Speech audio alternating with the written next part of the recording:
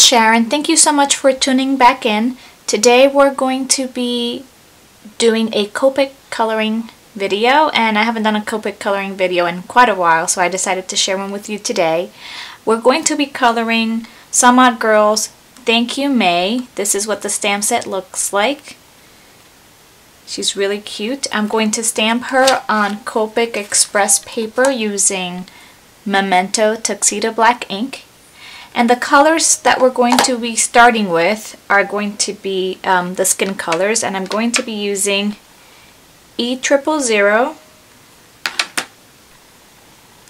E21, E11, E04, and for the cheeks, R20. So I'm going to be starting like I usually start, by laying down my base, and I'm going to use the lightest color for this. And I'm going to apologize right from the start because the coloring of my skin, for some reason, I don't know, I lost the footage when I was importing it to my computer. But you'll see the end result of that right there. So I'm going to go ahead and do the hair. And this is the first image I've colored in, I'm going to say exactly 8 months. I know it's over 6 months for sure. I haven't touched my Copics in a long time. Ever since I started the process of moving, it just got packed away and I never touched them until now. So I'm a little rusty, I have to say, but I had a lot of fun coloring this image. Also, since I haven't recorded anything for such a long time, and what I mean by that is any Copic videos, I mean I haven't done them in years, I realized that the angle that I use to film my tutorials is not that great for filming Copic tutorials because my hand gets in the way. So I'm going to try next time to use a different tripod and film from the side so you can actually see where the tip of my marker touches the page, because I think that's a little bit more helpful than what you're seeing right now. But I figured I filmed it and it's part of the tutorial of the card, so I might as well just add it in there. You can get the Copic recipe at least of what I used and see how I colored her, more or less. So that's why it's there. As you can see, I'm using E35, E37 for the hair, and the hair, like I always say, is all about the flick. You have to practice a lot of flicking with your markers in order to get thin strands of hair. And this image is pretty small, so you don't need to do a lot of detail to it, but you know, you still want your hair to look nice. And I'm going to go back different times to just touch up a little here, a little there, some areas that always need a little touch up. So as the colors dry, as the markers dry, everything blends nicer and looks nicer, and then you can kind of evaluate more or less where you need to add a little bit more color, where you need to blend a little bit more, etc., etc. I'm taking my blender pen to correct some imperfections, and then I'm coloring the rest of her clothes, and those are the colors that I'm using for the yellow part of her dress. Y15, and I already colored the top as you saw real quickly. I had to speed up this process because we don't want you to just sit here for 45 minutes, because it does take a long time to Copic color, but it's so fun. A lot of people say, oh, how can you do it? I don't have the time or the patience. But well, for me, Copic coloring is very therapeutic. It's very relaxing. So I really enjoy it. And like I said, it's just something that's fun for me. It's not for everybody. Those are the colors that I'm going to be using now for the rest of her dress. And like I said, this image is really tiny, so it's kind of hard to get in and do a lot of detail, but I tried to do a little shading here and there, and even though I'm a little rusty with this coloring, I think it came out all right in the end. I'm sure that as I do a few more images, I'll get back in my groove, as they say.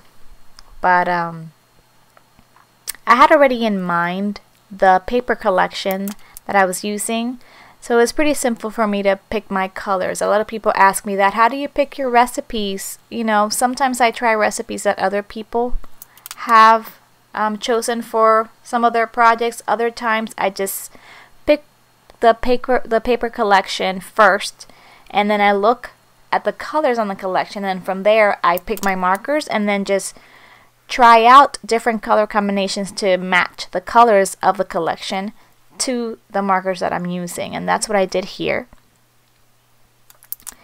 And you're gonna see in the end that I did not color her shoes.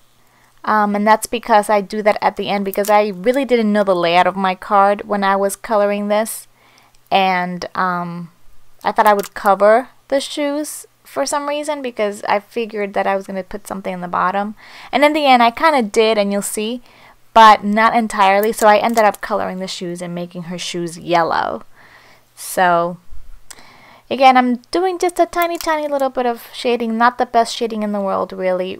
It's not my best, but it looks pretty decent at the end of the card.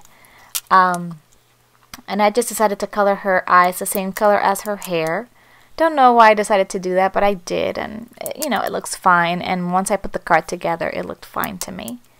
But you could have chosen to have blue eyes or green eyes or whatever color eyes you wanted. So I'm using the Here and Now Echo Park collection, really bright colors, and then I'm just adding some layers to my card on a white base.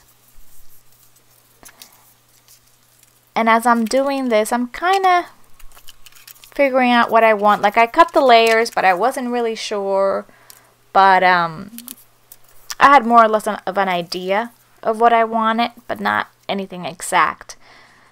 So then I'm taking some ribbon, and I'm just gonna kind of do the cheap method to attach it there. And then I'm gonna add a bow. And for that, I'm going to use my Unity Stamp bow maker, and you're gonna see that in a few seconds. I really love it. And it really helps when making bows. I know there's other bow makers as well. I think those are really nice tools to get your bows to come out nice and quickly. Then I'm taking some I Am Roses. These are the daisies, and the code for them is D1-426. And I'm going to have all the links to all the flowers I use on my blog, like I usually do with my projects. I link everything on my blog. And then I also used some roses, and they were code number T25-2.